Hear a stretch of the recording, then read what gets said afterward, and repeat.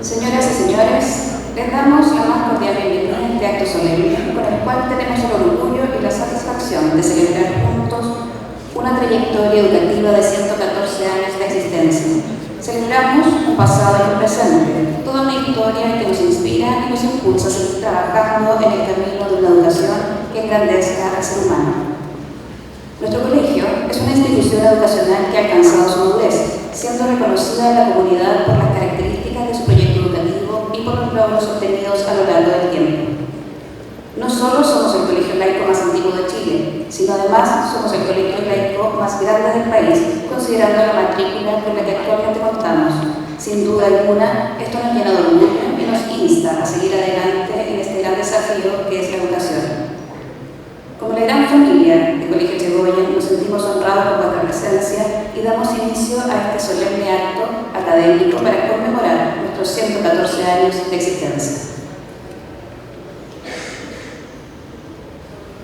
Saludamos al señor Eduardo Saavedra Augusto, alcalde de la Ilustre Municipalidad de Talcahuano, señor Carlos Benedetti Limán, secretario de Educación, señor Gonzalo Pino Muñoz, presidente de la Corporación Educacional Masónica de Talcahuano, José Contreras Minte, rector de nuestro colegio, señor Sebastián Milichek Soto, invitado especial, señores miembros del directorio de la Corporación Educacional Masónica de Talcahuano, señor Juan Francisco Fernández Argandoña, presidente de la Corporación Educacional Masónica de Concepción, señor Julio Campos Cárcamo, director sede Brisa del Sol del Colegio Echegoyen Talcahuano, señor Manuel Canto Garrido, gerente de la Administración y Finanzas de Coental, señores miembros de la Corporación Educacional Masónica de Concepción, señores miembros del equipo directivo y de gestión de nuestro colegio, autoridades masónicas y paramasónicas a sus cargos y jerarquías, señoras directoras de la Sala Cuna y Jardín Infantil de Gota de Leche y Echegoyen Brisa, señores socios de la corporación,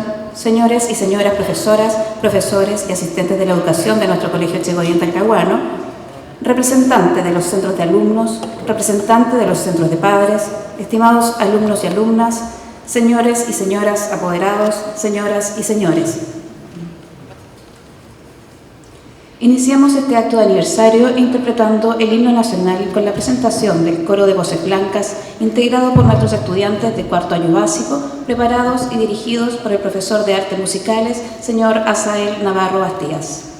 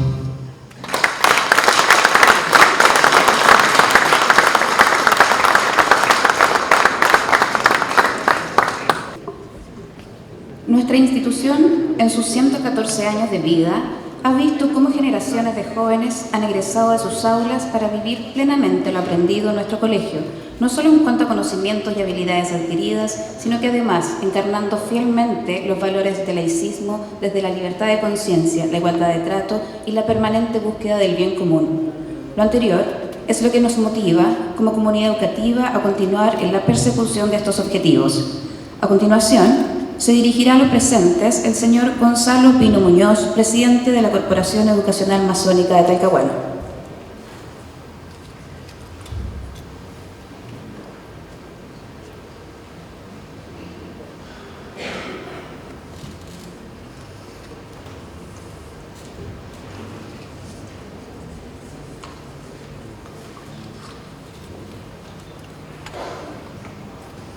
Buenas tardes. Adhiriéndome a los vocativos antes mencionados, querida comunidad educativa, directivos, docentes, asistentes de la educación, padres, madres, apoderados y especialmente a nuestros queridos estudiantes. Me corresponde en mi calidad de presidente de la Corporación Educacional Masónica de Talcahuano dirigirme a ustedes en este significativo momento en que celebramos 114 años desde aquel marzo de 1911, cuando un pequeño grupo de visionarios, inspirados por los ideales de la masonería y por una firme vocación de servicio, dieron inicio a nuestra gran obra educacional. Desde esos primeros pasos, el proyecto laico, humanista y pluralista que nos define ha crecido y se ha fortalecido gracias al compromiso constante de hombres y mujeres que, generación tras generación, han entregado lo mejor de sí en esta noble tarea de educar. Hoy, Covental está conformada por el Colegio Echegoyen de Talcahuano, el Colegio Echegoyen Brisa del Sol y nuestras salas cunas y jardines infantiles Gota de Leche y Brisa del Sol. Cada uno de ellos constituye un espacio donde niños, niñas y jóvenes se forman en libertad, tolerancia y fraternidad, comprendiendo que esa diversidad es la diversidad la mayor riqueza del espíritu humano. Nuestra visión educativa no se limita al aprendizaje académico. En nuestras aulas también se cultiva el pensamiento crítico, el respeto, la reflexión ética y la responsabilidad social, porque sabemos que la educación no es solo instrucción, sino una forma de transformar vidas y construir sociedad. En este contexto, el laicismo no es indiferencia, sino apertura. Es la posibilidad de convivir y aprender juntos, respetando las diferencias y valorando la dignidad de cada ser humano. Nuestra tarea educativa no se limita al aprendizaje académico, sino que se proyecta a la formación ética y moral de cada estudiante, pues estamos convencidos de que el conocimiento sin valores carece de sentido. Sabemos que los tiempos actuales nos desafían. La sociedad chilena vive cambios profundos y la educación no puede permanecer ajena a ellos. La tecnología, la globalización, la inteligencia artificial, las tensiones culturales y sociales nos exigen repensar la manera en que formamos a nuestros estudiantes. Por eso, reafirmamos nuestro compromiso de seguir ofreciendo una educación de excelencia, con altos estándares de aprendizaje, pero sobre todo con una sólida formación ética y moral. Porque no basta con saber, hay que saber ser.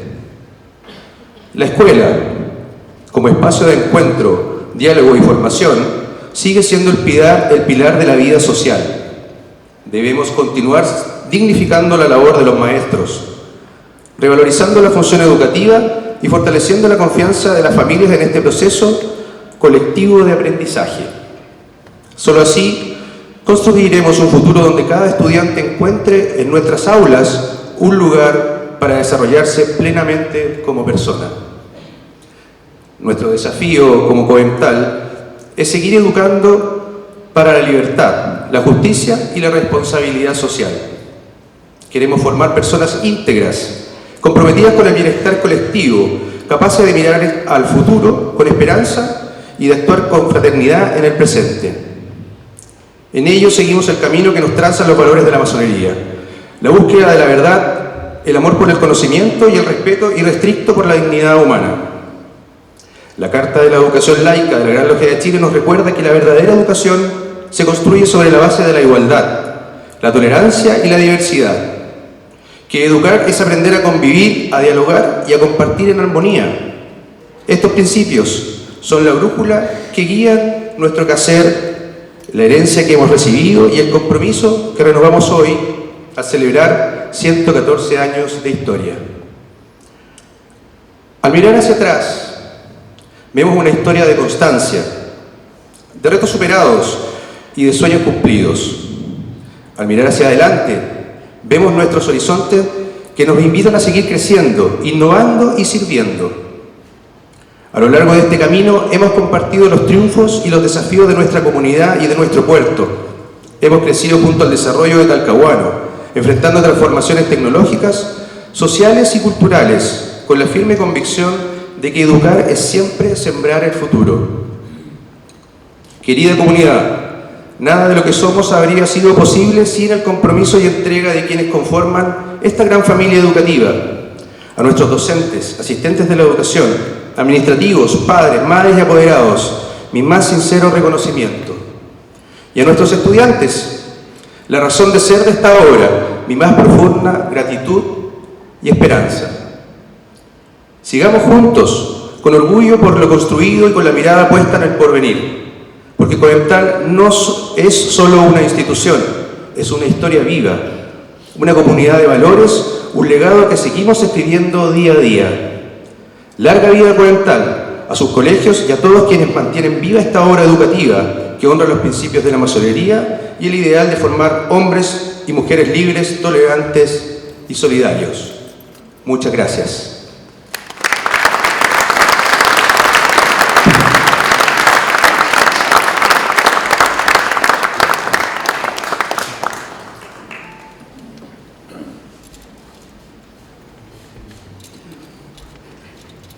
El maravilloso arte de la música llena nuestras vidas de melodías que permanecen en nuestra memoria, transformándose en fieles compañeras que dan un sentido especial a nuestros caminos. La música no ha querido restarse en esta significativa ocasión y a continuación recibimos a los estudiantes Brandon Herrera, Nicolás Reyes y Matías Valderrama del cuarto año medio C, Luciano Troncoso y Felipe Torres de los cursos tercero medio B y tercero medio C respectivamente, quienes componen la banda Logística. Ellos nos deleitarán con dos canciones de bandas penquistas y del repertorio popular. Hola, buenas tardes. Estimados y estimadas, hoy nuestro grupito llamado Logística les va a presentar dos canciones. Esperen, ¿quién viene allí?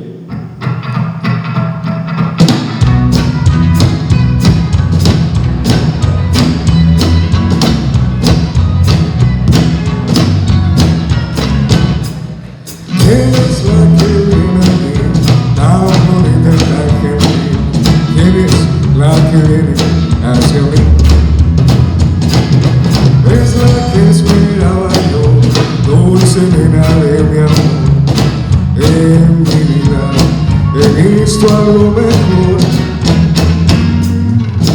esa es mi nena, dulce y buena, nadie la puede igualar. Todo está arreglado, ella me ha aceptado y nos vamos a casa, a casa, a casa. El señor cura nos preguntará. Esa es mi nena, dulce y buena, nadie la puede igualar.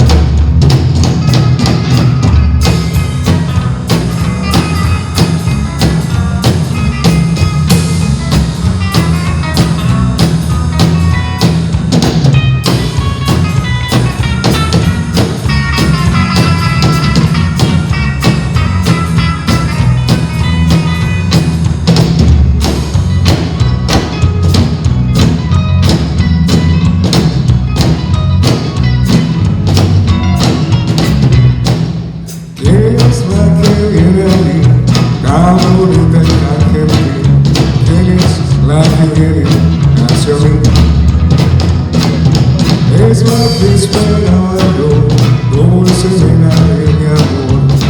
En mi vida he visto algo mejor.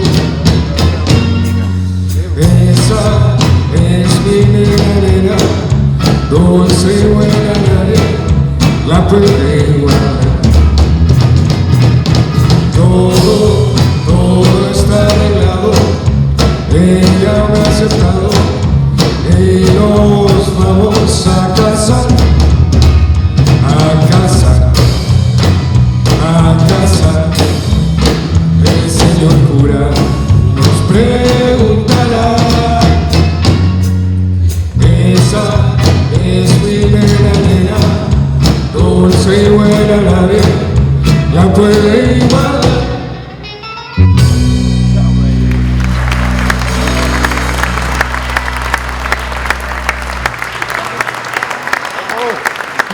Bueno, esta otra canción es para todos en general porque todos tenemos ese amor que no se puede nombrar.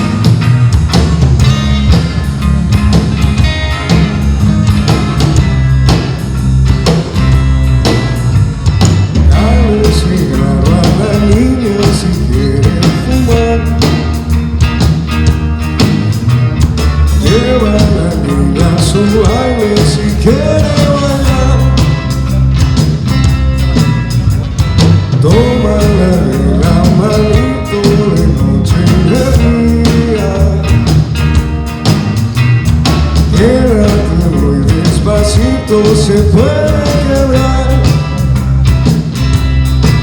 Dile que a las sueñas despiden todo. Dile que la quisieras besar. Queda a tu lado muy cerca cuando tenga frío.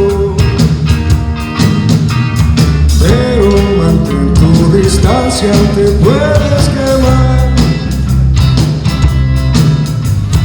Dime que ella es la más bella de todas las flores. Dile que ella es la más linda de todo el lugar. Hazle saber cuando antes que llegas tú.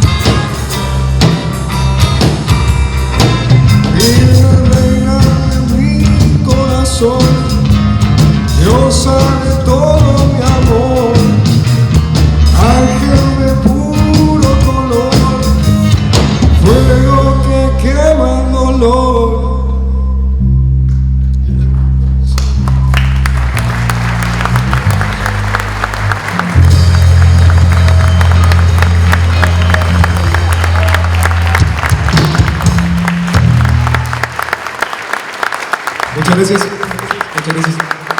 El trabajo académico, desarrollado con esmero y responsabilidad, ha propiciado la obtención de reconocimientos en estudiantes destacados y destacadas en diversas áreas del conocimiento y desarrollo humano, el deporte, las ciencias, el arte y la cultura, entre otras. Siguiendo con la tradición, en esta ocasión especial, entregaremos un reconocimiento al mérito estudiantil a los y las estudiantes destacadas de nuestra sede Brisa del Sol, a quienes rogamos subir al escenario. Nicole Torres Fuentes, del cuarto año medio F.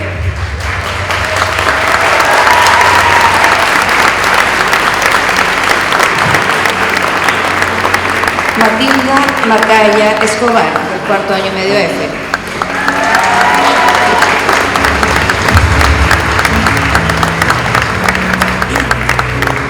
Vicente Sepúlveda Huerta, del cuarto año medio F.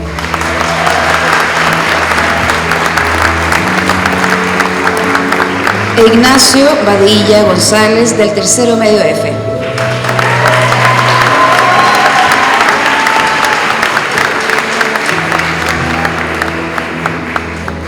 Estos estudiantes conformaron el representativo regional en el Torneo Nacional Interescolar de Deliberación y Formación Cívica Delibera, organizado por la Biblioteca del Congreso Nacional de Chile. Por su parte, rogamos subir al escenario a Emma Guajardo Quilodrán, estudiante del segundo básico D, campeona nacional de cheerleader con clasificación al Mundial de Brasil en diciembre de 2025.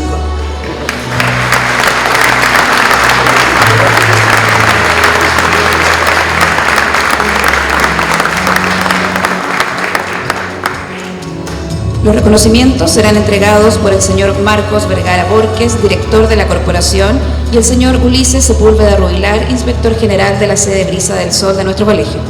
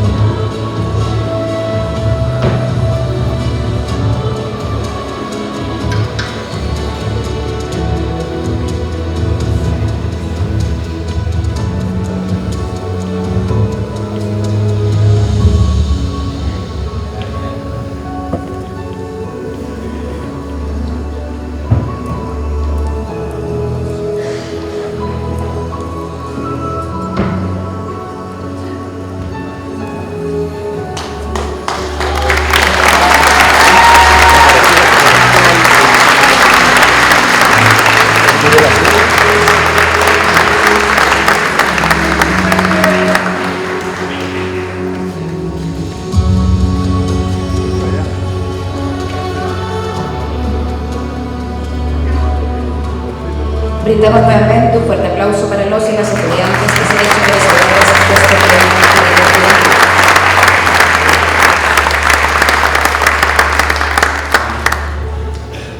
A continuación, será entrega del correspondiente reconocimiento al mérito estudiantil a los y las estudiantes del Colegio Chegoyen Talcahuano, Casa Central.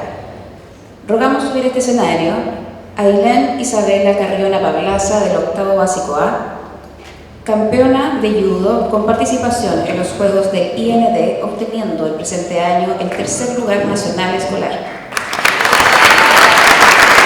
De igual forma, solicitamos subir a este escenario a Ignacio Benjamín Gutiérrez Urra y Valentina Ignacia Riquelme Seguer, del cuarto año medio B, estudiantes destacados durante su trayectoria educativa por su participación y representación de nuestro colegio en diversos campeonatos de cueca a nivel comunal y nacional.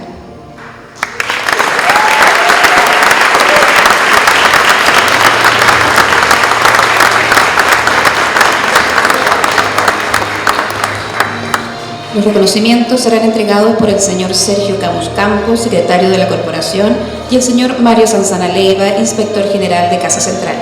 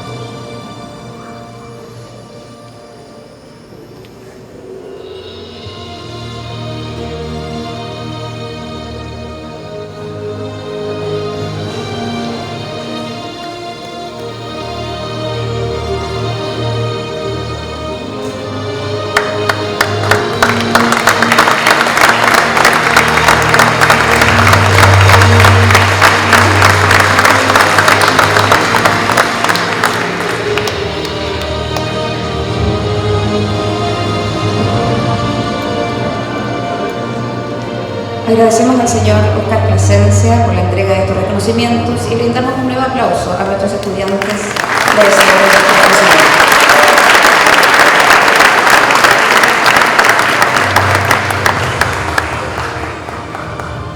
En esta ocasión queremos destacar especialmente a nuestro equipo de básquetbol masculino, quienes se coronaron campeones regionales en los Juegos Deportivos Escolares 2025 y que en estos momentos se encuentran en la ciudad de Coquimbo participando una vez más en la final nacional de estos Juegos Escolares, junto a sus docentes, señores Marcos Agredo Rivera y Héctor Sáez Sangüesa. Les enviamos desde acá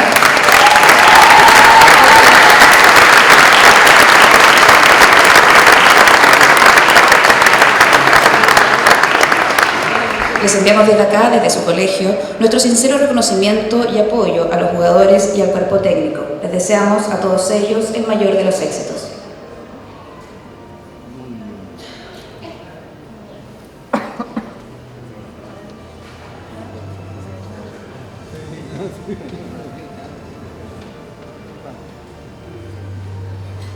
Felicitamos nuevamente con un fuerte y sentido aplauso a cada uno de nuestros estudiantes por el reconocimiento recibido.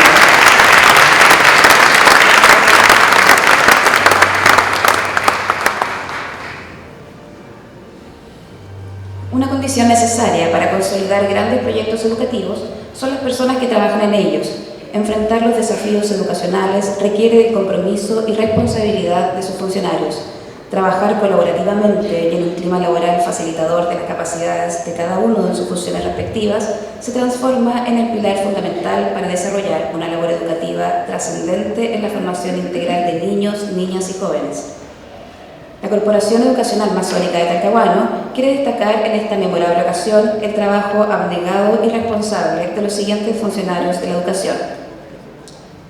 En el área de la docencia, se entrega el reconocimiento mérito docente.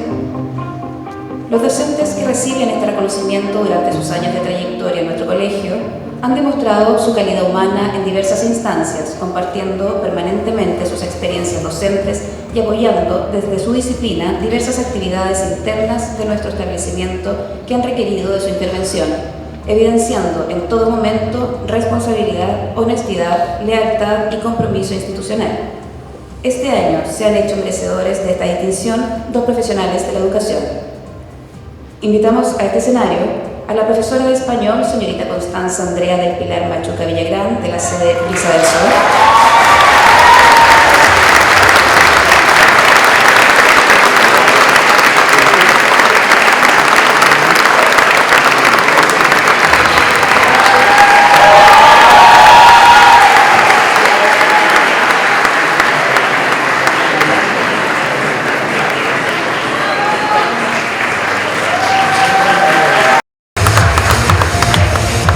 Y a la profesora de enseñanza básica, señora Carolina Alejandra Vidal Domínguez, de Casa Central.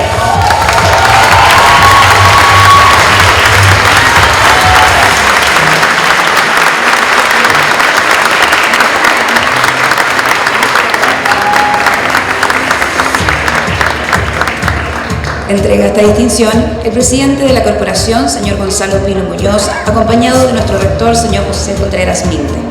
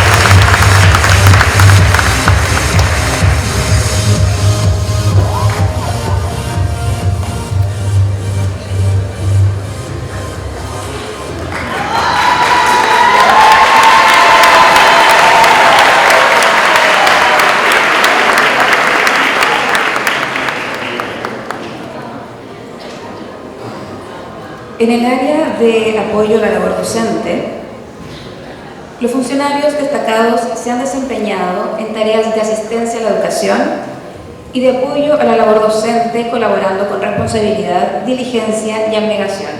Por todo aquello, en esta solemne ceremonia se entrega una distinción por su compromiso institucional e invitamos a subir a este escenario para recibir esta distinción al señor Cristian Alexis Barraza Camaño, de Casa Central.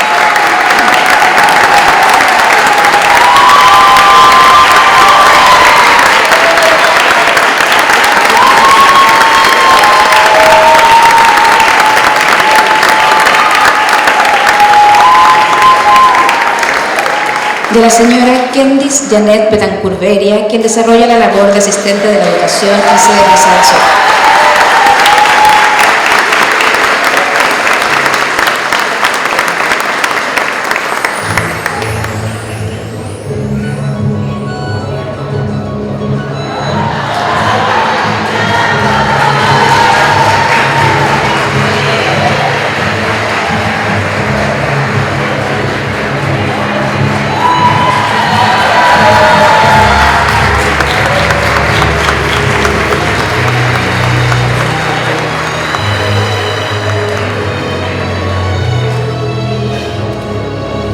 El reconocimiento es entregado por el señor Pedro Martínez Espinosa, vicepresidente de la corporación, acompañado de don Julio Campos Cárcamo, director de nuestra sede de Brisa del Sol.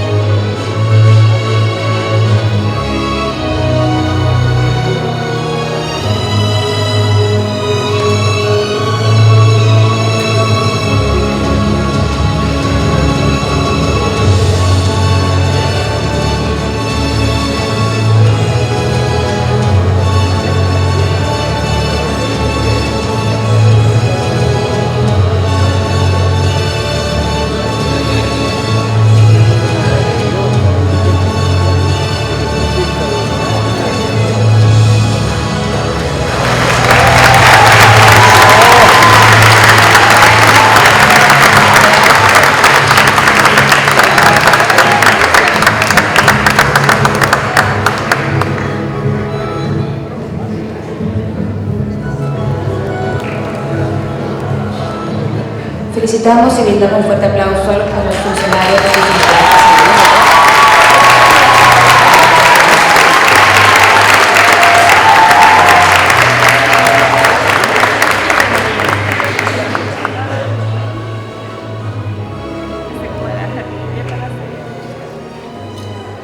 En el marco de la conmemoración de nuestro aniversario, Es un honor para toda la comunidad educativa contar con la presencia del señor Sebastián Miklicek Soto y su ponencia Inteligencia Artificial y Educación.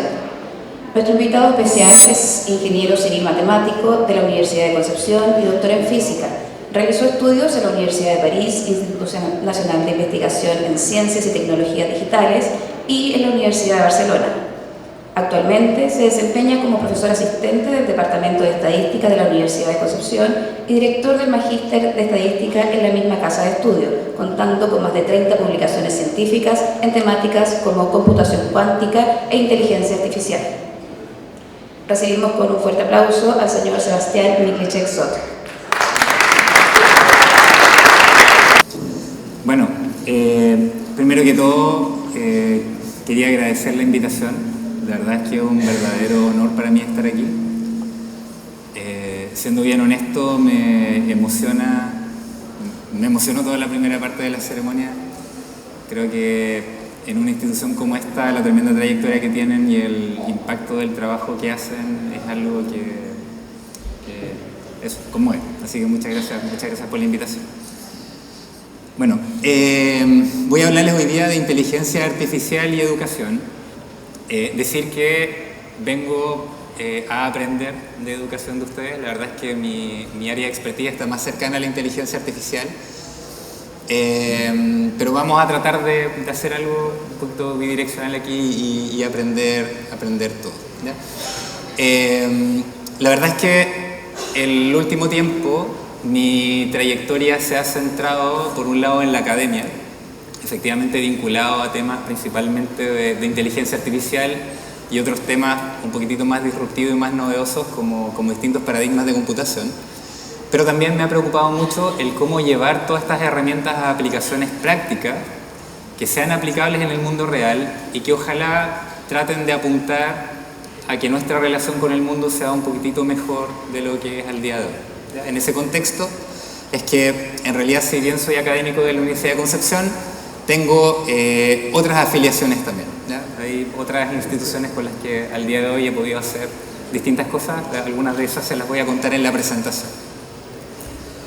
Bueno, primero quiero sentar un poco las bases sobre lo que vamos a conversar.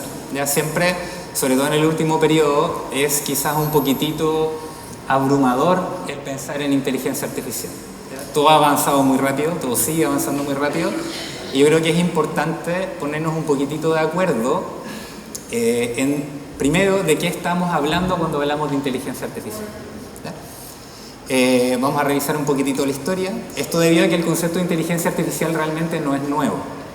De hecho, se considera uno de los primeros padres de la inteligencia artificial a un matemático, Alan Turing, que propuso una primera versión de una prueba que permitía distinguir si uno estaba comunicándose con una máquina o con un individuo, que es el famoso test de Turing. El concepto de inteligencia artificial aparece realmente por primera vez en una conferencia en Dartmouth el año 1956. Así que hace bastante tiempo ya. ¿Qué es lo que pasó en esta conferencia? Se juntó un grupo de expertos de distintas disciplinas y el objetivo que tenían en ese entonces era tratar de construir máquinas que de alguna forma traten de emular, traten de mostrar aspectos que sean característicos de la inteligencia humana. Y con esa premisa nace el concepto de inteligencia artificial por allá por el 56. Pasaron muchas cosas en los años que siguen, pero la verdad es que esta idea que surge el 56 realmente no avanzó mucho hasta por ahí por el año 1997, donde ocurre un primer hito comunicacional muy grande, muy importante, en el cual por primera vez un sistema computacional logró ganarle a quien en ese entonces, Kasparov, era campeón mundial de ajedrez. Para los que han leído la historia, es una partida que no está exenta de controversias. Hasta el día de hoy se reclaman algunas cosas. Por ejemplo, se dice que al campeón del mundo se le hizo jugar con piezas brillantes, que era algo que le molestaba mucho, etc. Se ocuparon todo tipo de trucos, pero la realidad es que un computador por primera vez nos venció en ese tipo de juego de tablero en donde hasta la fecha éramos invencibles. Luego de eso hay algunos otros avances, pero quiero citar uno relevante del año 2015, donde Google, a través de una filial que se llama DeepMind, logró crear ahora una máquina que fue una inteligencia artificial distinta de Deep Blue, que fue la que creó IBM y que venció Kasparov. Esta se basaba básicamente en poder de cómputo, o sea, realmente era un algoritmo de búsqueda muy eficiente sobre una base de datos gigantesca de posiciones de ajedrez, ¿ya? Lo que hizo DeepMind fue notoriamente mejor y lograron crear una inteligencia artificial que derrotó al campeón del juego de tablero que probablemente la humanidad ha jugado de manera continua durante más tiempo en su historia, que es el Go, ¿ya? El Go es un juego relativamente sencillo en sus reglas, pero extremadamente complejo en sus posibilidades. De hecho, es incalculable. Entonces, eso es un hito tremendamente importante porque ya pasamos del cálculo del cómputo bruto, de buscar opciones simplemente, la mejor opción dentro de las disponibles, a algo que tiene que lidiar y encontrar buenas opciones dentro de un panorama de opciones que es incalculable. Y en ese caso, esta inteligencia artificial logró derrotar a Lee Sedol, un jugador coreano que por muchos era considerado hasta la fecha el mejor jugador de la historia, ¿ya? También no está exenta de controversias la partida. La verdad es que fue una victoria aplastante, no hay mucho que decir. Por ahí yo creo que el equipo de Google se apiadó de la humanidad y nos dejó ganar un partido de 5, pero la realidad es que la piedad les duró poco porque al poco tiempo, creo que un mes después o algo así, introdujeron una nueva inteligencia artificial que le ganó 100-0 a esta. Entonces, al final, de todas maneras, lograron mejorar la tecnología. El 2018, Google lanza a través de la misma filial algo bien interesante, que es otra inteligencia artificial que se llamó AlphaZero, que juega ajedrez, ¿ya? Al día de hoy es el mejor motor para jugar ajedrez que existe en el mundo. Para aquellos a los que les gusta el ajedrez como a mí, sé que entre ustedes hay algunos también, él logró ganarle al mejor motor de ajedrez que existía en ese entonces, que se llama Stockfish, de manera bien aplastante también. ¿Cuál es el factor diferenciador? ¿Qué es lo importante? ¿Por qué les cuento lo del ajedrez? En realidad el ajedrez es más simple que el Go.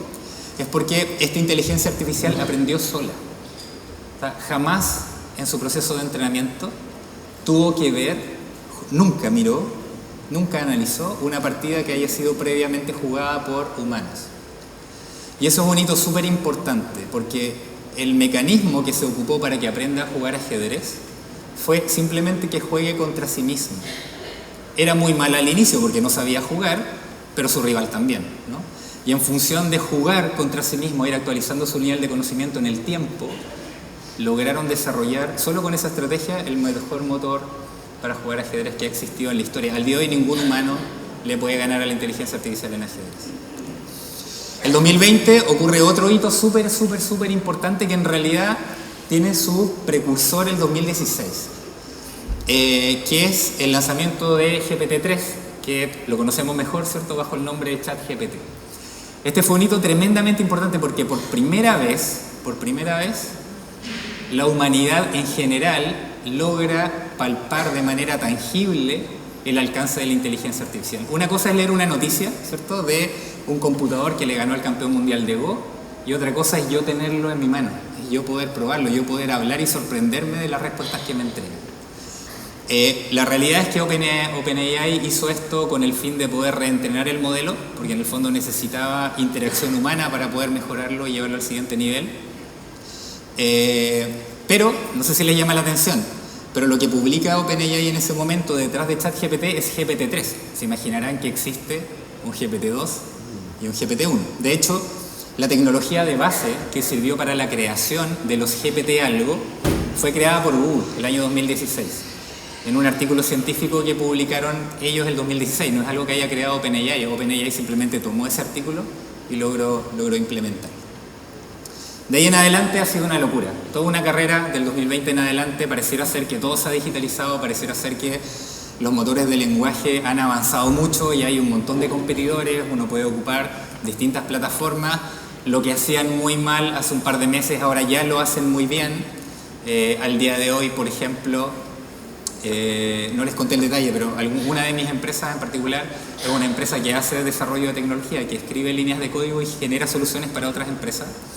Y en esa empresa yo creo que redujimos algo así como a un 30% el código que tenemos que escribir para desarrollar las soluciones. El 70% del código que escribíamos antes, al día de hoy lo escribimos asistido por inteligencia artificial. Eso era algo que hace unos meses no se podía hacer. Tú le pedías a un motor de estos que escriba código, que programe, y lo hacían pésimo. ¿Ya? Al día de hoy, un par de meses después, ya lo hacen muy bien.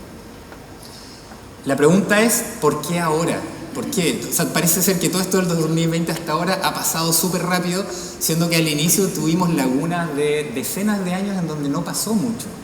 O sea, el concepto es del 56 y ya había personas preocupadas por emular estos aspectos de la inteligencia humana, porque ahora pareciera ser que nos viene una avalancha de cosas que va mucho más allá de los motores de lenguaje. Esto es lo que al día de hoy tiene más visibilidad, pero la verdad es que los modelos de inteligencia artificial han proliferado y hay otras aplicaciones súper entretenidas que les voy a contar un poquito más. ¿Por qué ahora? ¿Por qué ahora?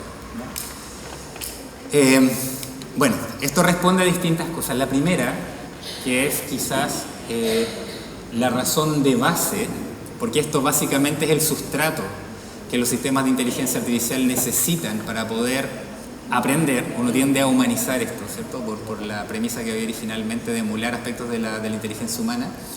Es que estamos produciendo muchos datos. Se supone que, o las estimaciones han mostrado que alrededor del 90% de la información registrada por la humanidad, o sea, en el fondo información que genera la humanidad, que se guarda, que se almacena, que se registra bajo algún medio, fue producida en los últimos 2 años.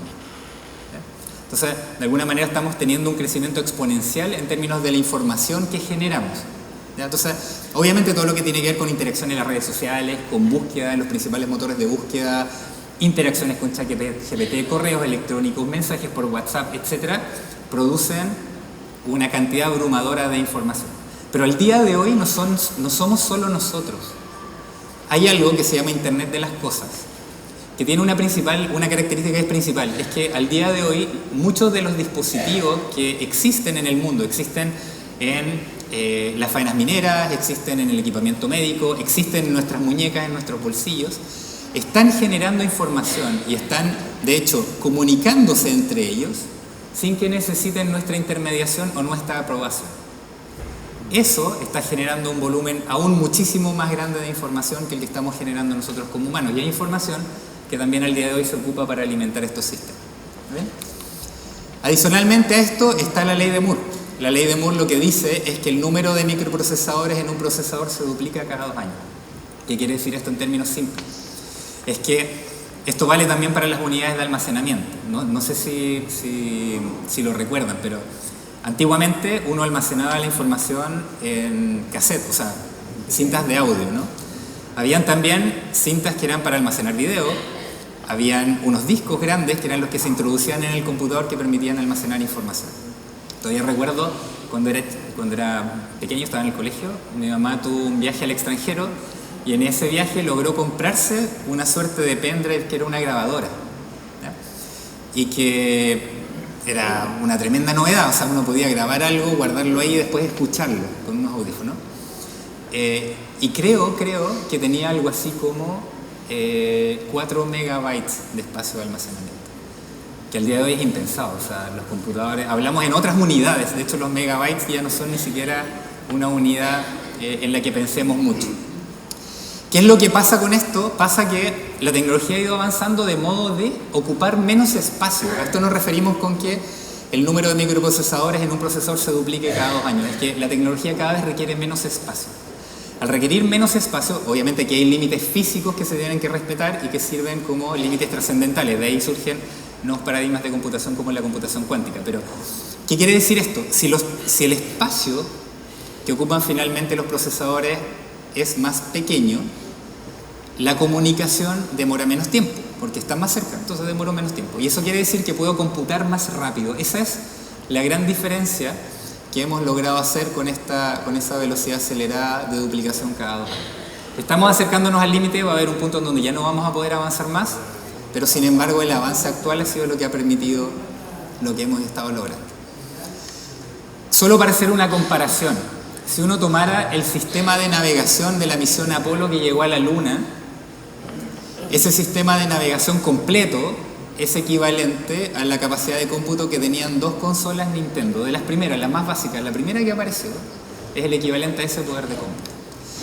Y ese poder de cómputo está órdenes de magnitud más abajo del poder de cómputo que tenía una consola PlayStation 2, que en su momento era uno de los principales estándares que había para juegos. Y eso está órdenes de magnitud más abajo de lo que es un celular que a la fecha sería considerado como sumamente anticuado. Yo no podría correr ninguna aplicación moderna, no podría usar WhatsApp en su versión actual en ese teléfono. Entonces, para que se hagan una idea, estamos realmente a órdenes de magnitud de lo que en algún momento nos permitió llegar a la Luna. Aquí en el bolsillo. O sea, mi reloj tiene más poder de cómputo que el sistema de navegación completo de la misión Apolo. Además, hemos sido suficientemente astutos para, en primer lugar, adaptar tecnología. Los modelos de inteligencia artificial corren al día de hoy en algo que se llama GPU, son unidades de procesamiento gráfico. Los computadores las tienen, porque si no, no podríamos ver los distintos colores que vemos en la pantalla. Eso, la verdad es que es una tecnología que se desarrolló para otra cosa, se desarrolló para ver mejores imágenes, ¿está bien? Pero logramos adaptarla para el entrenamiento de los sistemas de inteligencia artificial. Como no era una tecnología creada específicamente para eso, al día de hoy existen nuevas unidades de procesamiento que se llaman TPU, unidades de procesamiento tensorial, que están hechas para que la inteligencia artificial aprenda y luego corra, opere, de la manera más eficiente posible.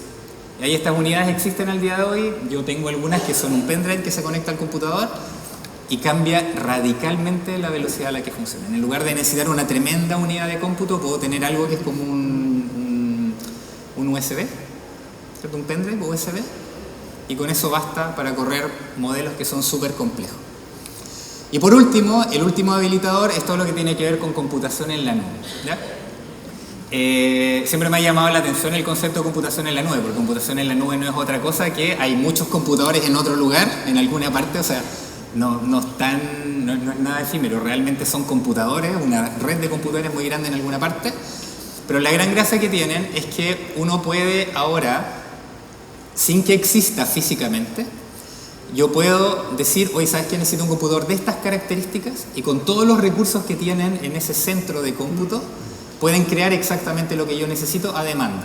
Entonces yo ya no necesito comprarme un supercomputador, tenerlo yo, cuidarlo, reemplazar las piezas que fallen, enfriarlo, tener seguridad para que no haya ningún problema, encargarme de la energía, de la conexión a internet, porque hay proveedores que hacen eso y a un costo bastante razonable. Entonces esto permite que desde cualquier lugar del mundo uno pueda desarrollar aplicaciones de inteligencia artificial a gran escala, servirlas y ocuparlas para crear otras cosas y ser utilizadas desde cualquier lugar, ¿ya? Entonces, es la suma de todo esto lo que ha hecho posible que la inteligencia artificial se desarrolle al punto al que se ha desarrollado al día de hoy y a la velocidad a la que se ha desarrollado al día de hoy, ¿ya? Pero ¿qué es la inteligencia artificial? Porque no hemos dicho eso, ¿no? O sea, nace como un concepto en algún momento y en realidad ha ido evolucionando. La verdad es que el concepto de inteligencia artificial, y esto es algo que les quiero transmitir, es dinámico, porque si recuerdan, la premisa original era lograr emular algunos aspectos de la inteligencia humana, ¿verdad? La pregunta es si es que realmente entendemos bien qué es la inteligencia humana. ¿Dónde está la esencia de la inteligencia humana? Lo que ha pasado a lo largo de la historia es que cada vez que somos capaces de entrenar un sistema autónomo para hacer algo de manera automática, decimos, pero es que la inteligencia humana no está ahí. No, no es eso. En realidad eso no era. Busquemos otra cosa. Y por lo tanto, este concepto ha ido cambiando en el tiempo. Para poner un ejemplo, tengo un muy buen amigo que es experto en sensorización, experto en sistemas de sensorización. Entonces pone algunos dispositivos, con eso es capaz de medir algunas variables y que las empresas, los operarios de las maquinarias tomen mejores decisiones. Conversando con él, él me decía, mira, ¿sabes qué? En mis tiempos, cuando yo estudié en la universidad, nos tocó tuvimos un curso de inteligencia artificial. Él tuvo un curso de inteligencia artificial en la universidad. Y para ellos inteligencia artificial era cuando las lavadoras pasaron de tener que modificar los pasos del lavado de manera manual a un programa automático. Ahora uno encendía la lavadora, le daba play y la lavadora hacía todo sola. Enjuagaba, lavaba, centrifugaba sola. Para ellos eso era inteligencia artificial en ese momento. Al día de hoy no pensaríamos, o sea, nadie concebiría tener una lavadora que no haga todo el ciclo sola. Es algo que está tan normalizado que ya nos dejó de parecer inteligente. ¿Está bien? Al día de hoy, cuando en general nos referimos a inteligencia artificial, nos referimos a sistemas informáticos que detectan su entorno, procesan esa información, piensan, aprenden y luego pueden elegir la mejor acción como resultado de ese análisis. ¿Ya? Entonces pensamos en sistemas que son más adaptativos. ¿Está bien? Siempre vinculados a tratar de emular funciones cognitivas que los humanos asociamos. Un caso emblemático del último tiempo son los sistemas de conducción autónoma.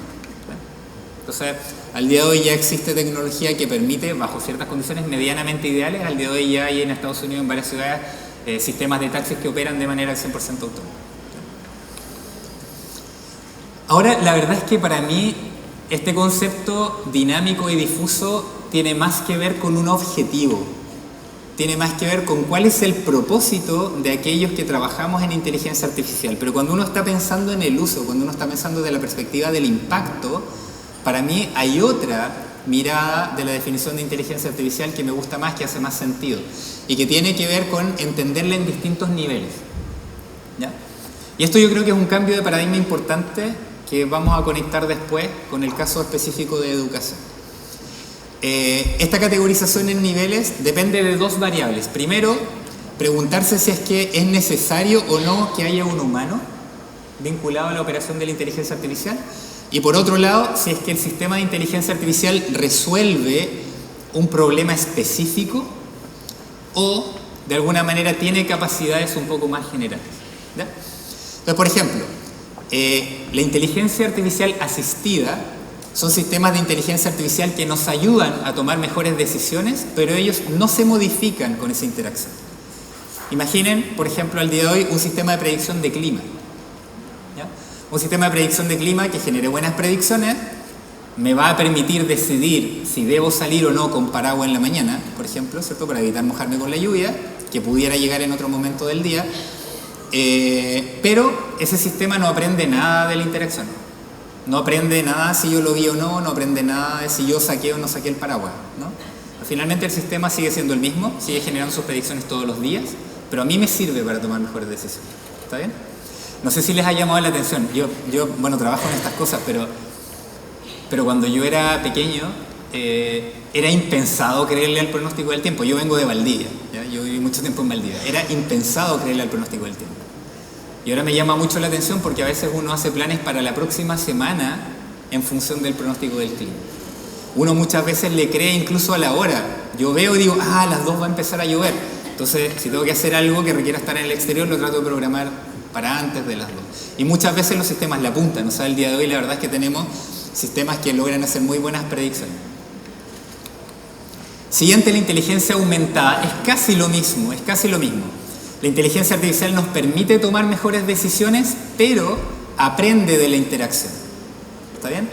Entonces, un contexto en donde esto se ocupa mucho es en el área médica. ¿Por qué? Porque los médicos pueden mejorar mucho sus capacidades diagnósticas apoyadas por la inteligencia artificial, pero cuando el sistema se equivoca, el médico puede retroalimentar al sistema. Es decirle, ¿sabes qué? Este diagnóstico es un error, o esta sugerencia diagnóstica es un error, y el sistema aprende en el fondo de esa retroalimentación, en pos de evitar que vuelva a cometer el mismo error en el futuro. Hay otras tareas en donde no se necesita ningún humano en el loop, pero son tareas extremadamente específicas.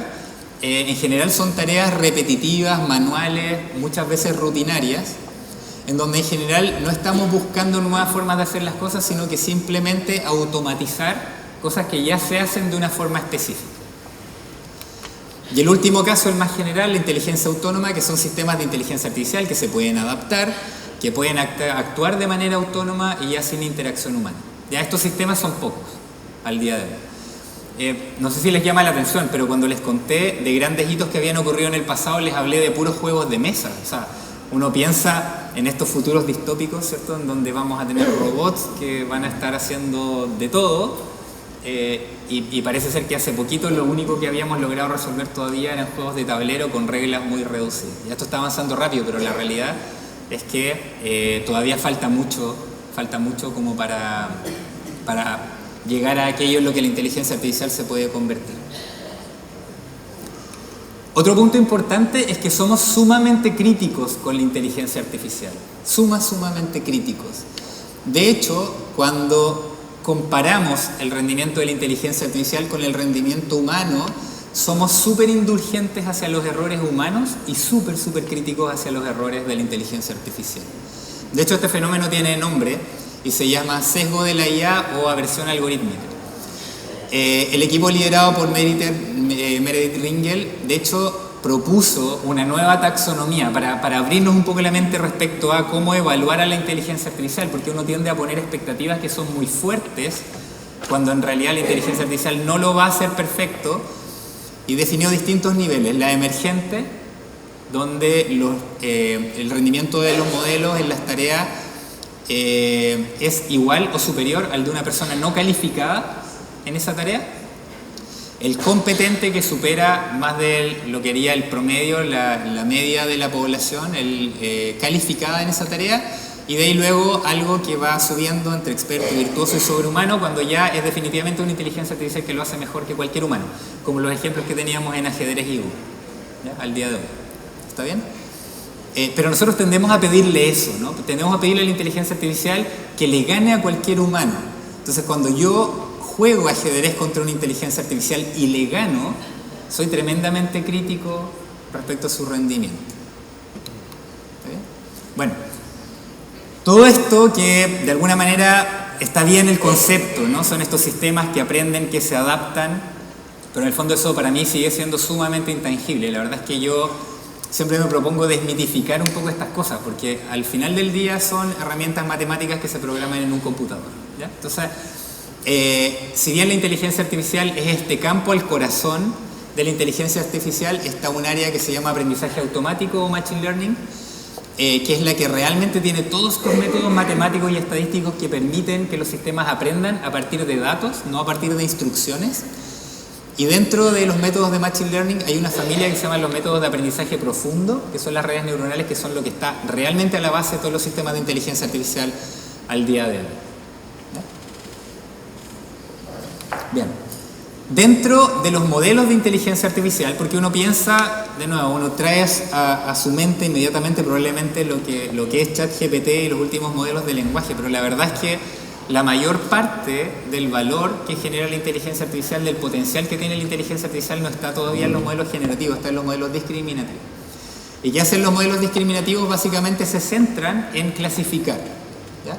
Se centran, por ejemplo, en decir, esta foto que estoy viendo es de un perro o es de un gato, ¿ya? Simplemente eso, ver ejemplos, decir, este registro de electrocardiograma tiene un infarto, este es un corazón sano. Esta radiografía de tórax tiene este problema en los pulmones, esta otra es de un paciente sano, ¿ya? Esos son los modelos discriminativos. Y los modelos generativos se centran no en clasificar contenido, sino que en generar contenido que se asemeje a contenido que ya ha visto a partir de una instrucción, que al día de hoy los modelos generativos funcionan muy bien con texto, entonces son principalmente instrucciones a partir de texto, ¿ya? Y al día de hoy está muy en boga, como ya lo dije, los motores de lenguaje, los grandes modelos de lenguaje, pero al día de hoy somos capaces de producir video, producir música, producir imágenes, producir un montón de otras cosas, algunas de ellas se las voy a contar luego.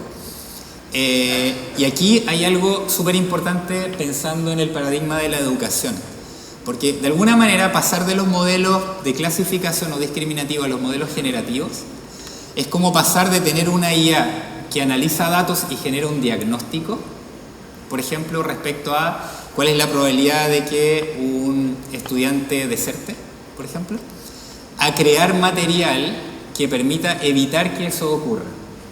¿Ya? Por ejemplo, tutorías, cuestionarios, resúmenes, etc. Quiero contarles, para que aterricemos esto un poquito más, quiero contarles algunas cosas que me ha tocado hacer, ¿ya? Porque en el fondo es difícil seguir hablando tan en abstracto, imaginárselo.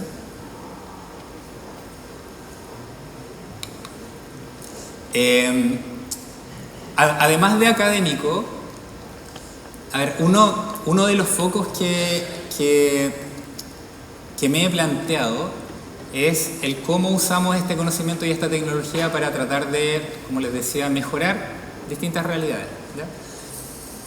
El primer contexto en donde esto hacía sentido era en medicina, porque los sistemas de inteligencia artificial aprenden de datos. Y los datos tienen de alguna manera que estar, digamos, como bien asociados a aquello que yo quiero que el modelo entienda. Y en el contexto médico, los médicos son excepcionales, en general hacen un muy buen trabajo. En el contexto del diagnóstico médico, los médicos hacen muy buenos diagnósticos. Entonces, por lo tanto, uno tiene muchos datos de exámenes médicos, muchos datos de diagnóstico asociados a esos exámenes médicos, y ahí hay un terreno súper fértil para desarrollar sistemas de inteligencia artificial. ¿Qué fue lo que hicimos en una colaboración entre una de mis empresas, Atris, que es el tercer consorcio de telemedicina más grande del mundo? De hecho, si ustedes van a tomarse algún examen médico al Hospital Regional de Concepción, lo más probable es que ese examen en realidad no lo diagnostiquen ahí, dependiendo de la especialidad. En radiología sí, pero hay otros que no. Cardiología, por ejemplo, no lo diagnostican en el hospital, sino que ese examen viaja a la nube y es diagnosticado lo más probable por un médico en Santiago, ¿ya? Eso a través de la plataforma de Atris. Y la Fundación Lumen Global, que es una fundación global, pero con sede en Estados Unidos, que está buscando reducir los impactos que tiene el infarto agudo del miocardio en el mundo, ya la primera causa de muerte a nivel mundial. ¿Qué fue lo que hicimos? Desarrollamos una plataforma que permitía generar diagnósticos asistidos por inteligencia artificial en cardiología, ¿ya? Para esto armamos un equipo multidisciplinario, en particular participaron de este equipo los dos principales cardiólogos del mundo, el doctor Samir Mehta y el doctor Michael Gibson, pero además teníamos médicos generales, TENS, ingenieros, era un equipo muy, muy, muy entretenido. La idea era cómo ayudar a los médicos a que hagan mejor su labor, ¿ya? Porque de hecho uno está limitado por el marco regulatorio. Una inteligencia artificial al día de hoy no puede diagnosticar. Lo que puede hacer es ayudar a un médico a diagnosticar, ¿está bien? Entonces eso fue lo que desarrollamos y logramos aumentar la productividad de los médicos, mejorando la precisión diagnóstica al triple. Esto es tremendamente relevante porque la telemedicina permite llevar medicina especialista a lugares en donde no hay médicos especialistas. Es un tremendo desafío, por ejemplo, en Puerto Natales, si una persona está teniendo un infarto, llegar a un centro asistencial no va a encontrar ningún cardiólogo. No existen cardiólogos en Puerto Natales. Sin embargo, es como si un cardiólogo estuviera diagnosticando ese examen en minutos una vez que se toma a través de la telemedicina. Entonces, poder aumentar la productividad de los médicos al triple significa que estamos cubriendo 3 veces más territorio con la misma gente. Ya los médicos especialistas son escasos. ¿Está bien? Otra cosa que me ha tocado hacer, que es una de las empresas que tengo que más me gusta, de hecho una de las que le dedico harto tiempo, resolvimos el siguiente problema. En realidad son muchos problemas ya, pero este es uno de los problemas que resolvimos. No sé si han visto en las noticias, pero la verdad es que las costas chilenas es, dentro de todo el mundo, una de las costas en donde mueren más ballenas. Las ballenas, uno no lo sabe, pero son uno de los entes del ecosistema que son más inteligentes, más cariñosos, tienen un montón de características positivas, pero además son tremendamente importantes. Una ballena captura durante toda su vida la misma cantidad de CO2 que un bosque de 110.000 hectáreas. Entonces, además son tremendamente importantes para combatir el cambio climático. De hecho, en base a los últimos acuerdos internacionales que ha suscrito Chile, las ballenas están inventariadas dentro del patrimonio nacional. Es tremendamente grave que muera una ballena porque Chile pierde patrimonio, además, o sea, desde un punto de vista económico, además de lo terrible como consecuencia ecosistémica que tiene, ¿ya? ¿Cuál es una de las principales causas por las que mueren las ballenas? Déjenme ir atrás. No se puede. Bueno, pasa que ahí va. Pasa que las ballenas, bajo el agua, no hay luz. ¿Cierto? Hay un fenómeno físico que genera que la luz se difracte y bajo el agua no se ve. Entonces, todos los animales que viven bajo el agua escuchan. Ese es su principal mecanismo de orientación, ¿ya? Pero pasa que en el agua hay otras cosas que suenan. En particular, la actividad humana es bien terrible porque genera mucho ruido. O sea, el motor de una embarcación grande bajo el agua suena muy fuerte. Y las moléculas en el agua están mucho más juntas que en el aire. Como están mucho más juntas, el sonido se propaga de manera más eficiente y perdiendo menos energía. Ustedes son capaces fácilmente de escuchar una embarcación a 50 kilómetros de distancia. Eso es algo impensado en el aire, ¿ya? Entonces, ¿qué es lo que pasa? Imagínense que tienen a alguien que tiene un muy buen oído y ustedes ponen un barco de estos gigantescos amplificado a sonar al lado del oído muy fuerte. Lo que pasa es que se les revientan los tímpanos, con eso pierden sus mecanismos de localización y terminan varando. La principal causa por la que las ballenas varan no son necesariamente las colisiones, es que quedan sordas, ¿no? Entonces desarrollamos un sistema que hace lo siguiente. De nuevo, hace muchas otras cosas, este sistema se ocupa en muchas otras aplicaciones, pero una de las bonitas que tiene es que detecta de manera automática ballenas en una ubicación, o sea, es capaz de decir, ojo, que hay una ballena y está aquí. Es capaz de decir, ojo, que hay un barco y está aquí y se está moviendo en esta dirección, y estimar si hay riesgo de colisión. Si hay algún riesgo de colisión, en tiempo real, en vivo, le lanza una alerta al barco y le dice, ojo, que vas a chocar una ballena, tienes que aplicar este protocolo. Reducir la velocidad, cambiar el ritmo, etc. Hay un listado de cosas que tiene que hacer, ¿ya? Este sistema tiene varias estaciones ya instaladas en la costa nacional. Hemos realizado, de hecho, a lo largo de toda Latinoamérica, campañas de medición, así que es un sistema que pronto va a estar ocupando toda la costa Pacífico, desde Panamá o el sur de California hasta la Antártica. Otra innovación que me encanta, otro avance destacado que me encanta, y les prometo que luego de esto ya entramos a educación, solo para sentar el contexto de las cosas que se pueden hacer con inteligencia artificial. Es un resultado de Google. La verdad es que les podría mostrar un listado mucho más largo de las cosas espectaculares que Google ha hecho en el último tiempo, pero una que es excepcional, realmente disruptiva, es la siguiente.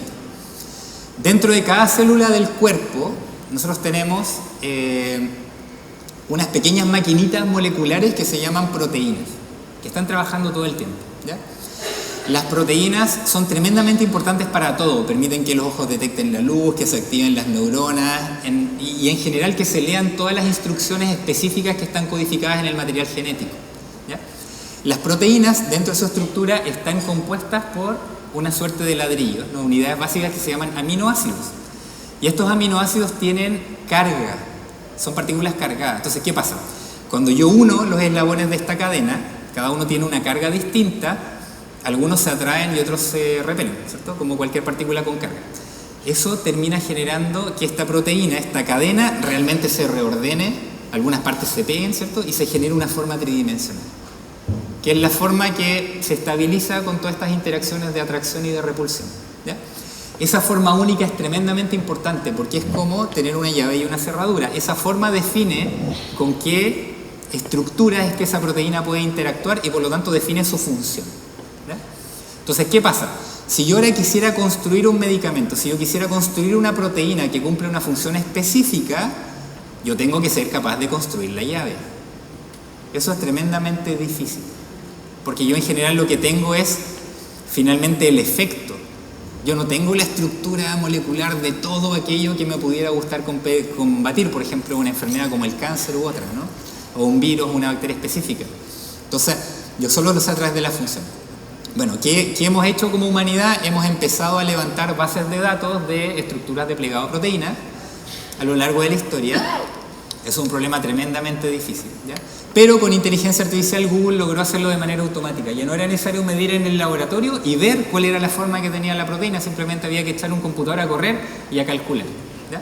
La base de datos más grande en un esfuerzo internacional que existía tenía alrededor de 300.000 ejemplos de proteínas. Google logró liberar una base de datos con 300 millones de estructuras y que ha seguido creciendo en el tiempo, gratis, libre, para que cualquiera que quiera desarrollar cualquier tipo de medicamento, de nuevo tipo de terapia, etcétera, a partir de esta base de datos lo puede hacer, ¿ya? Entonces es un resultado científico abierto al mundo. De hecho, al día de hoy muchas empresas desarrolladoras de nuevos fármacos están trabajando con esta base de datos para sus propuestas, ¿ya? Bien, pero hablemos un poquito de educación. Bueno, en educación tenemos grandes desafíos. En general, la educación tiende un poco a la estandarización por un problema de escala. Tal como los médicos tenían problemas para poder alcanzar a más pacientes con sus diagnósticos, pasa en educación que cuando uno quiere alcanzar e impactar la vida de más niños o de más estudiantes, en mi caso en la educación superior, uno enfrenta un problema de escala que resuelve vía estandarización. Entonces, en general, los programas de enseñanza están estandarizados, ¿cierto? Hay directivas ministeriales que hay que seguir, etc. En general, pasa en muchos colegios que cada profesor, por ejemplo, se hace cargo de un curso de 40 estudiantes. O sea, para un humano es inviable atender de manera personalizada a 40 estudiantes al mismo tiempo, ¿no? En realidad lo que tenemos que hacer, como les decía, es seguir un plan. No considerar los ritmos específicos y diferentes necesariamente que tiene cada estudiante, sino que tenemos que seguir un plan. Esto en general tiene algunas consecuencias que pueden tener que ver con deserción y desmotivación de los procesos educativos y en general, cuando uno trata de ponerle un poco más de cariño a este proceso, en general se encuentra sobrecargado de tareas. Hay que tener harta energía personal para poder hacerlo. Entonces, hay un problema de escala, ya hay un problema de diversidad en los ritmos e intereses de los estudiantes que aparentemente tratamos de resolver con estandarización, pero eso genera un cierto choque que tiene como consecuencia la deserción y la desmotivación en muchos casos. ¿Cómo se ve lo que les conté de inteligencia artificial en educación? Porque va mucho más allá de los sistemas de generación de texto como ChatGPT. Aquí vamos a hablar de sistemas que analizan grandes volúmenes de datos educativos para tomar decisiones que lleven a mejorar la experiencia. Entonces, por un lado, sistemas que permiten sistemas de tutoría inteligente, que permiten analizar aprendizaje y, por ejemplo, predecir de manera oportuna si es que un estudiante está cambiando sus patrones de comportamiento y por otro lado la automatización de algunos procesos de aprendizaje, que tienen que ver principalmente con la automatización de los procesos de evaluación y retroalimentación, al menos en una primera etapa, ya retroalimentación temprana, una primera versión de la retroalimentación. ¿Cuáles son algunas oportunidades que hay vinculadas a esto? Lo primero es cumplir la promesa, ¿ya? Es el fin de alguna manera del traje a talla única, sino que apuntar a la hiperpersonalización del aprendizaje. Cada estudiante podría contar con un diagnóstico en tiempo real de su estado de conocimiento de los contenidos que debe aprender, rutas de aprendizaje 100% adaptativas, tanto en contenido como en ritmo como en estilo. Muchas veces, o a quien no le ha pasado, que quizás uno no entiende algo, pero explicado de una forma distinta, con un ejemplo distinto, uno sí lo asimila, ¿no? Y en eso somos todos distintos. Y por otro lado, microintervenciones precisas. Por ejemplo, si yo estoy, matemáticas es un contexto igual donde es muy fácil entenderlo. Yo puedo no estar entendiendo bien alguna materia específica y quizás necesito refuerzo en ese tipo de contenido específico, pero hay otros que sí domino, ¿no? Entonces, en ese sentido, un sistema que sea capaz de entender dónde necesito un poco de refuerzo adicional, que es principalmente vinculado a aquellos puntos en donde estoy fallando, ¿ya? Yo debo ser honesto, y lo comentaba antes de la charla, yo me considero una persona tremendamente afortunada, ¿ya? Yo estudié en el colegio en Valdivia, en un colegio que el día de hoy no existe. De hecho, más o menos partió cuando entré y terminó cuando salí. Entonces, fui súper afortunado. Era un colegio en donde yo tenía esto, sin inteligencia artificial, ¿ya? Y es porque un grupo de profesores se atrevió a tomar la metodología Montessori y extrapolar la enseñanza media. Entonces, hacer un programa Montessori que duraba todo el colegio, básicamente. No era solo el jardín ni los primeros años de básica, era todo el colegio. Entonces, ¿qué pasaba? Para poder tener esto, nuestros cursos eran de 2 estudiantes, de 5, creo que el más grande era de 8. Pero si uno ya quisiera implementar esto con 40 estudiantes por curso, parece ser, de nuevo, que tenemos este problema de escala. La segunda oportunidad, que es tremendamente importante, es la liberación del tiempo docente. Cuando uno evalúa, de hecho esto está regulado a nivel ministerial, la normativa en Chile establece cuáles debiesen ser las dedicaciones de los profesores en las áreas de tiempo administrativo y tiempo pedagógico, ¿ya? Y la realidad de muchos o la mayoría de los establecimientos es que el tiempo administrativo, que no tiene que ver solo con realizar tareas administrativas en el colegio, tiene que ver con revisión de exámenes, preparación de los materiales o contenidos, más otras tareas, en general toma alrededor del 70% del tiempo de los docentes. La inteligencia artificial, la incorporación de herramientas de inteligencia artificial en el apoyo, por ejemplo, en corrección de pruebas, que asegura además revisiones rápidas y sin sesgo. Es verdad, a mí me toca en la universidad, puedo partir súper motivado revisando las evaluaciones, pero cuando yo voy en la 20, mi nivel de atención no es necesariamente el mismo. Por mucho que tenga escrita una rúbrica y trate de ser lo más objetivo posible, la propia fatiga que induce el proceso ya me hace no ser el mismo, ¿no? Por otro lado, generación de material. Se puede generar material de forma instantánea, sobre todo cuestionarios o resúmenes a partir de contenido que es el que ya tengamos preparado. Y sobre todo, automatizar las etapas de feedback, las sugerencias de feedback inicial. Obviamente, cualquier retroalimentación profunda es preparada y diseñada por el docente, pero una primera versión la puede desarrollar un sistema de inteligencia artificial. La tercera oportunidad, detección temprana y prevención de riesgos. O sea, en el fondo, ocupando análisis predictivo, imagínense esto como un semáforo que, analizando los patrones de comportamiento de los estudiantes, por ejemplo, desconexión en el uso de plataformas, muchas instituciones tienen, por ejemplo, bibliotecas y registran, por motivos obvios, cuando un estudiante pide un libro, ¿cierto? Analizando los comportamientos, por ejemplo, de solicitudes de libros de los estudiantes en las bibliotecas, uno puede correlacionar eso, por ejemplo, con el interés que están teniendo por las asignaturas o la probabilidad de deserción. Alertas al docente para que él pueda intervenir de manera proactiva para atender a estos estudiantes y con esto reducir la deserción escolar o universitaria. Actualmente yo estoy trabajando en un proyecto local en donde se están desarrollando herramientas para la docencia universitaria en esta línea. La cuarta oportunidad, inclusión y accesibilidad sin precedentes potenciadas por la inteligencia artificial como puente. Hay un proyecto muy bonito nacional que está buscando ir a competir a una competencia de robótica en Europa, en donde los chicos de colegio implementaron un robot que es capaz de interpretar el lenguaje de señas y hablar lo que la persona sordomuda está diciendo, ¿cierto? Para poder comunicarse con alguien que no hable el lenguaje de señas. Y por otro lado es capaz de entender el lenguaje hablado y traducirlo a texto para que la persona sordomuda pueda leer y entender lo que le están tratando de decir, ¿ya? Esto se puede llevar y empujar mucho más allá. Traducción y subtitulado en tiempo real es algo que al día de hoy ocupamos probablemente. Cuando uno ve un video en YouTube que tiene subtítulos generados automáticamente, están generados en tiempo real. Y aquí hay algo bien interesante porque imagínense que podríamos llevar a Aysén, al mejor profesor de matemática del mundo, a dictar clases vía online con un sistema de traducción en tiempo real. ¿Ya?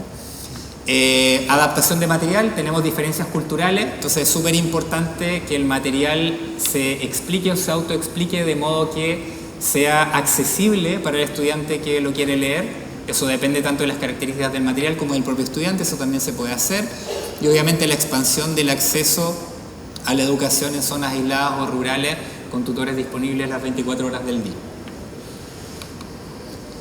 La oportunidad número 5, estar preparados para el futuro del trabajo. Hay un paradigma, ¿no?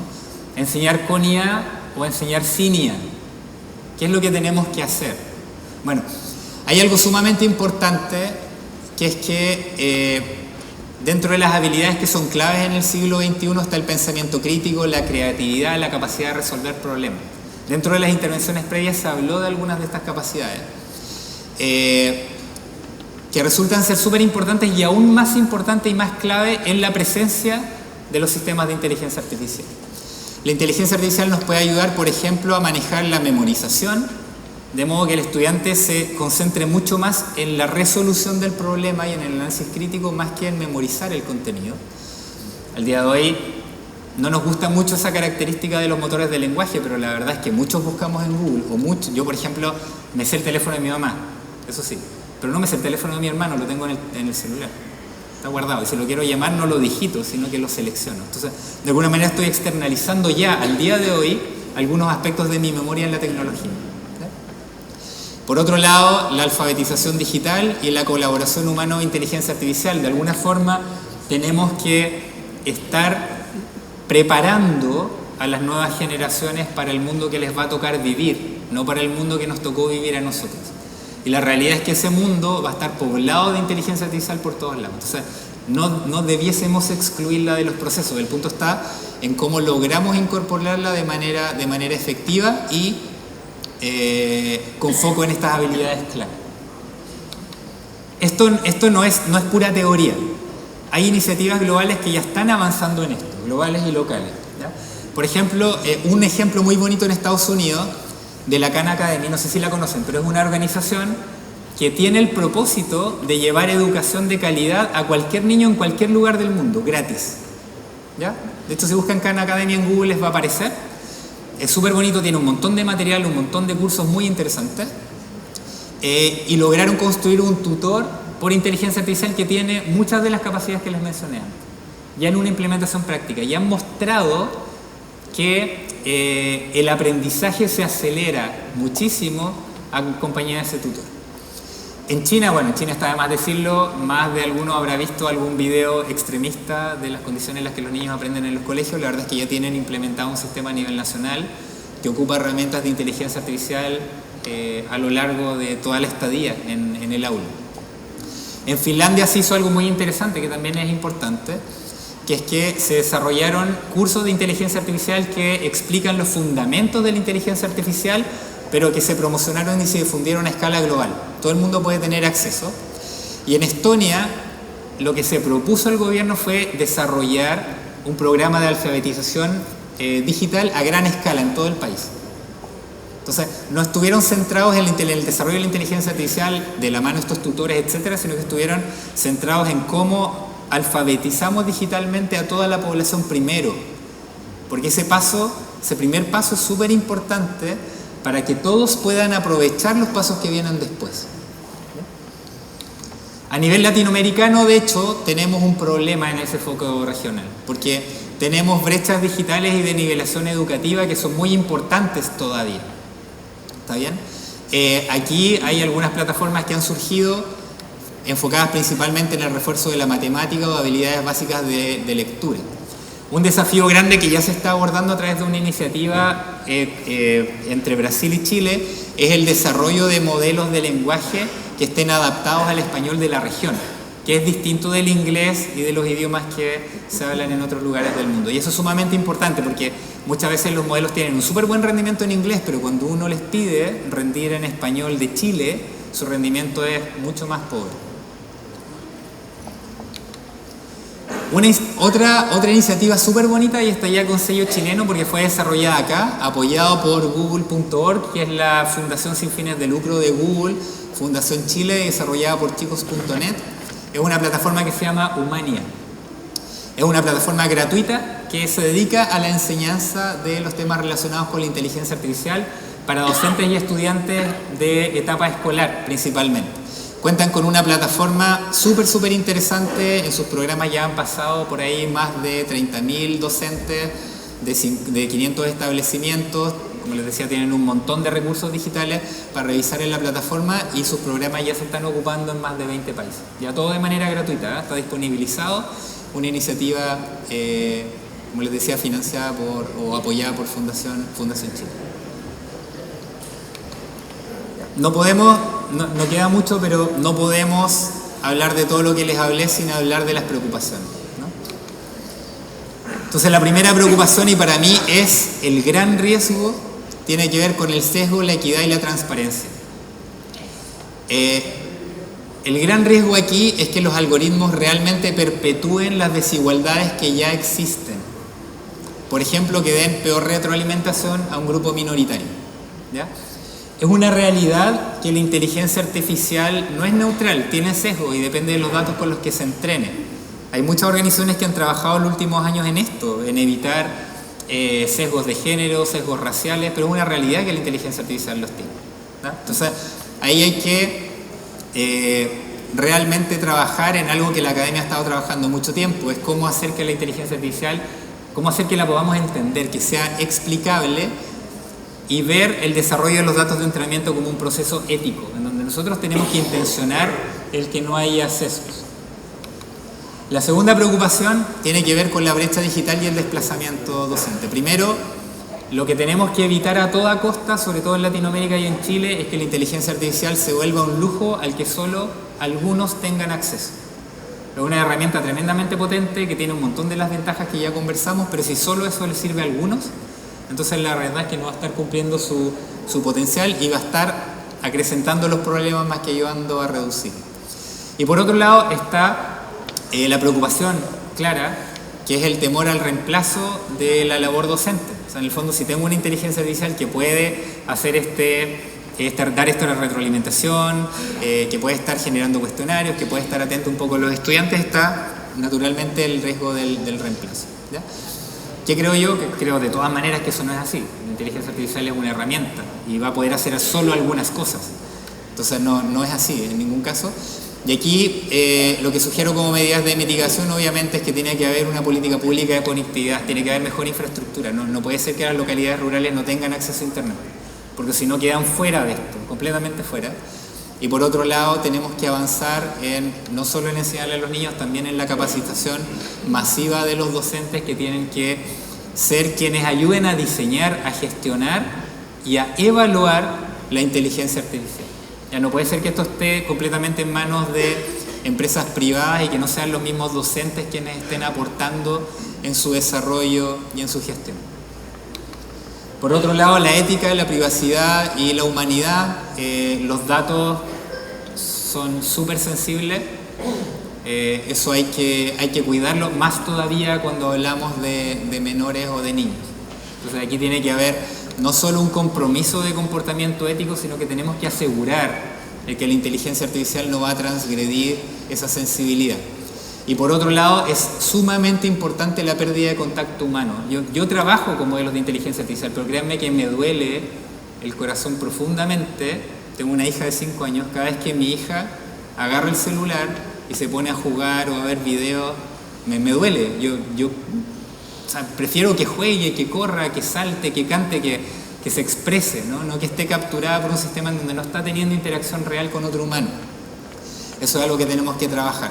Aquí es importante que haya un marco regulatorio robusto. La verdad es que Europa fue un precursor en esto, avanzó mucho. En Chile empezamos a clonar la normativa europea, los demás países han ido un poco siguiendo el ejemplo europeo.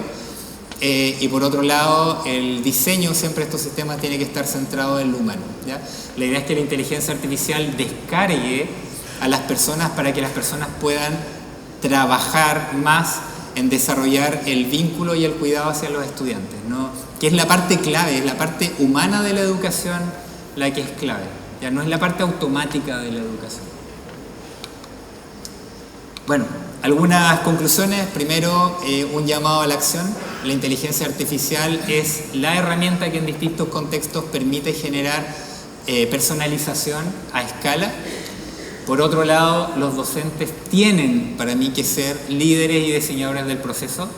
No es que nos estemos cuestionando si ocupamos o no herramientas de inteligencia artificial desarrolladas por otros. Tenemos que liderar su desarrollo para asegurar todo lo que les dije, para asegurar que se mitiguen todos los riesgos, que las herramientas sean realmente efectivas. Y por otro lado, la ética y la equidad deben sí o sí guiar toda la implementación para que no se acrecenten las brechas que ya existen. En ese sentido, el futuro del aprendizaje para mí es colaborativo y es una mezcla entre lo que podamos hacer humanos con la inteligencia artificial.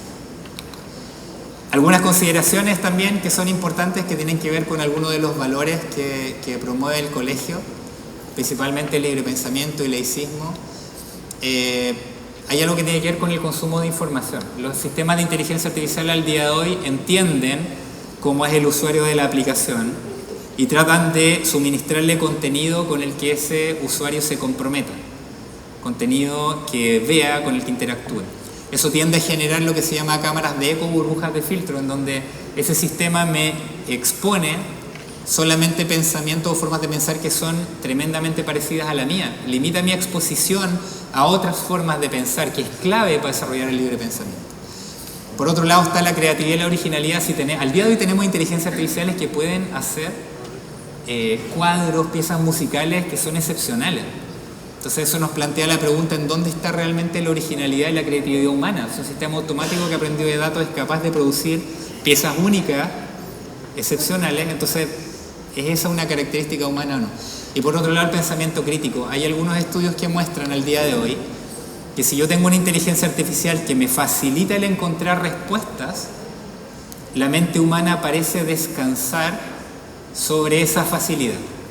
Entonces, en lugar de cuestionar la respuesta que el sistema de inteligencia artificial le entrega, tiende a sentirse cómodo con que el sistema de inteligencia artificial se la entregue y a no cuestionarlo, sino que simplemente usarlo, ¿ya? Hay un estudio muy interesante en donde se puso a competir equipos en resolución de problemas y el equipo con inteligencia artificial rindió mejor, resolvió mejor los problemas y más rápido. Eso es una realidad. Pero ¿qué pasó? Le pusieron electroencefalograma y midieron la actividad cerebral durante la ejecución de la tarea. Y todo lo que tenía que ver con pensamiento crítico, en las áreas que se activan habitualmente para la resolución de problemas, no se activa.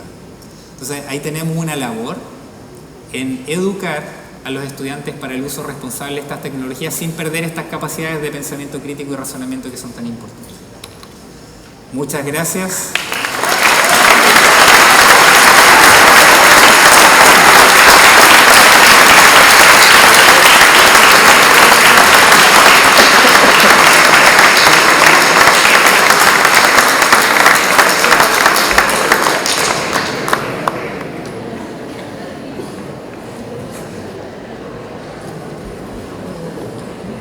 Agradecemos la presencia del señor Sebastián Nikiche. Le invitamos a mantenerse en el escenario para recibir un reconocimiento por parte de las autoridades de nuestra institución. Solicitamos la presencia de los señores Mario Arancibia Lara, presidente de la Comisión de Educación de la Corporación, y el señor Luis Muñoz Sangüesa, tesorero de la Corporación, para hacer entrega de un presente.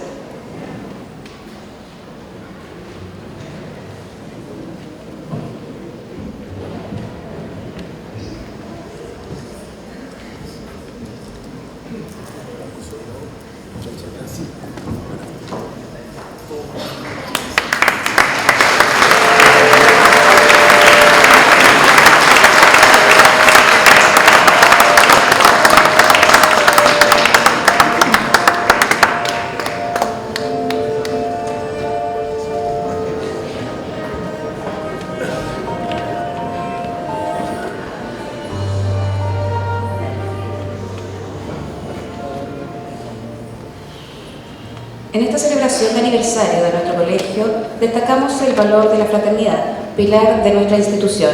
En esta oportunidad, conforme a este valor, solicitamos a nuestro rector, señor José Contreras Minte, subir a este escenario a recibir un presente de la Corporación Educacional Masónica de Concepción, representada por el señor Juan Francisco Fernández Argandoña, su presidente.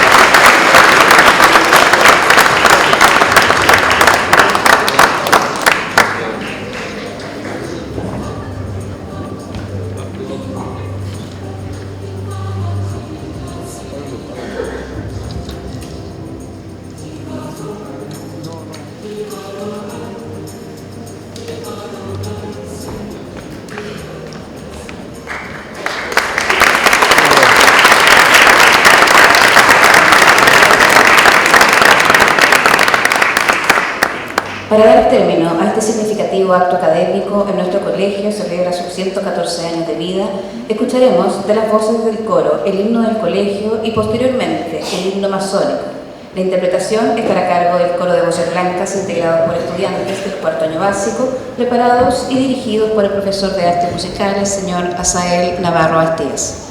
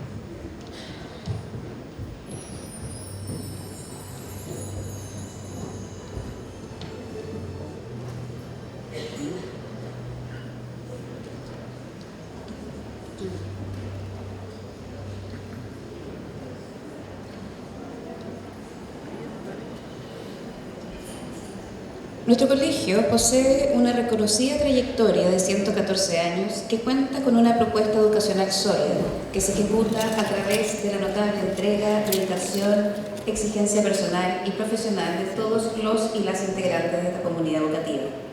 Como institución, validamos la importancia de la educación como contribución al progreso individual y colectivo, brindando oportunidades para que todos nuestros alumnos y alumnas logren una vida más plena, gozando de iguales derechos y posibilidades. Junto a ustedes, hemos celebrado una vez más un nuevo aniversario de nuestra institución que, más allá de los desafíos y obstáculos que ha debido enfrentar, siempre se ha mantenido fiel a sus principios filosóficos y valores. Agradecemos la presencia de todos los asistentes a esta ceremonia y les invitamos a todos y todas, en nombre de la Corporación Educacional Masónica de Talcahuano, a participar de un cóctel que se ofrecerá en el salón de entrada. Por su atención, muchas gracias.